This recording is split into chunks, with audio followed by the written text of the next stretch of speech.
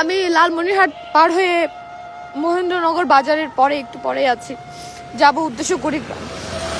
যেহেতু মেয়ে মানুষ, তাহলে রাস্তায় কোনো পেট্রোল পাম্প বা হচ্ছে যে কোনো কোথাও যদি ওয়াশরুমের ব্যবস্থা না থাকে, যারা এরকম আমাদের মতো ট্রাভেল করে তাদের আসলে খুব সমস্যা। মানুষের বাসা ছাড়া কোনো ওয়ে না। স্বাভাবিক এলাকার মানুষ তো হেল্প করে, জিজ্ঞেস করে কোথা থেকে আসছে। আজকে এমন একটা ঘটনা সাক্ষী হলাম, মানে আমি নিজেই জাস্ট আমি নিজে বিশ্বাস করতে পারছি না। আমি আসলে খুব স্ট্রং না হলে এই ধরনের উদ্যোগ কখনো নিতাম না, কিন্তু নিজেকে একটু স্ট্রং ভাবে তৈরি করছি।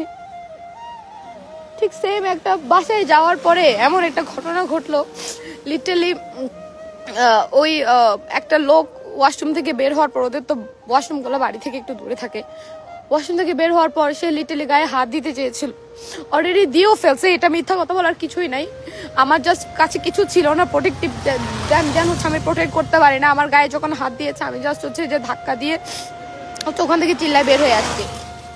যেহেতু ওয়াশরুম আর বাসা ওদের একদম কাছাকাছি, একটু দূরেই। এখন ওই বের হওয়ার পর যখন ওই লোকটা তো পালাই গেল পিছন দিয়ে, গ্রামের বাড়ি তো, এখানে তো একটা রোড না, অনেকগুলো রোড থাকে পিছনের সাইড দিয়ে। এখন ওই মহিলাটা ওনাকে চিনে। আমি যখন যে বের হয়ে জিজ্ঞেস করলাম যে এই লোকটা কে এই লোকটা, বা যে এলাকার কিছু মানুষ যখন জড়ো হয়ে গেল, মানে ওরা জাস্ট সাইকো, লিটারালি সাইকো। মানে ও ইনফ্যাক্ট যে ওই মহিলা তো বলতেছে ওই লোকটাকে চিনে না। তারপর যে ওরা সবাই জড়ো হয়ে বুঝতেছে যে আমি নাকি চুরি করতে ঢুকছি। মানে ভাঙা একটা বাড়ি, বাজে একটা ওয়াশরুম, যেখানে আমি আমার ছোটবেলা থেকে কখনো এরকম পরিবেশে বড় হয় নাই। শুধুমাত্র যখন আমি গ্রামের পরিবেশে যে আমার না এটা খুব যে খুব ভালো লাগে, মানে যে ওদের জীবনযাপন আমার সাধারণ জীবনযাপন নিজের কাছে খুব ভালো লাগে।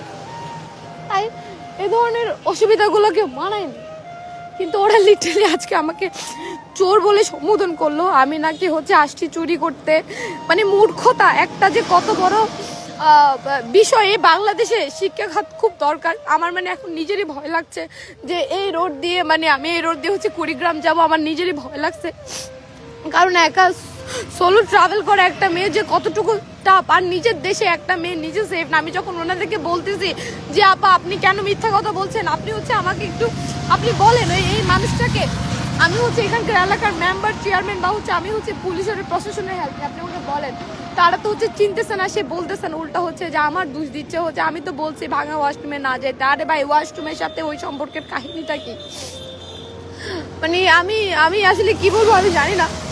দেখি বাকি টিমের কাউকে ফোন দিয়েছি, ওরা হয়তো আসতেছে, আই ডোন্ট নো। আমি আমার জীবনে সারা জীবন মনে থাকবে।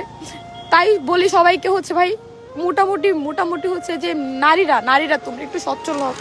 শুধুমাত্র সমাজের ভয়ে, লোকের ভয়ে, মানুষে কি বলবে ভয়ে নিজেদের সাথে যে হ্যারাসমেন্ট গুলো হয়, এগুলোকে তোমরা কখনো মানাই নিও না।